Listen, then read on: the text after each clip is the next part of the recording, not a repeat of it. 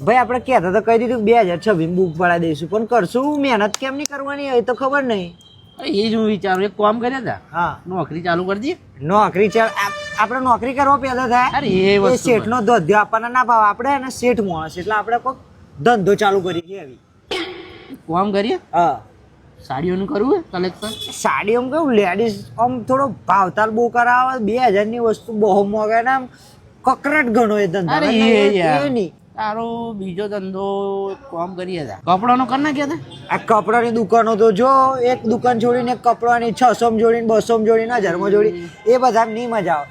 એવો કોઈક ધંધો કરીએ ને હા. જેમાં ઇન્વેસ્ટમેન્ટ ઓછું હોય અને રિટર્ન પ્રોફિટ ઘણું બધું હોય. અરે એવો તો હું ધંધો છે, વાર કાપવાનો ધંધો હે મને તો. વાળ કાપવાનો ધંધો ખરો હો ભાઈ, ખાલી કાતર કચ કચ કચ કચ કચ લાવો 100 લાવો 150. 20 રૂપિયાની કાતર આવે. અરે એ મને નહીં માનતું મારું. એક કામ કરીએ તાર જો કેટલા પડ્યા છે આમ પૈસા? પડ્યા સારા 20 રૂપિયા પડ્યા. 20 રૂપિયા હે? હા, મારી જોડે 10 રૂપિયા હે.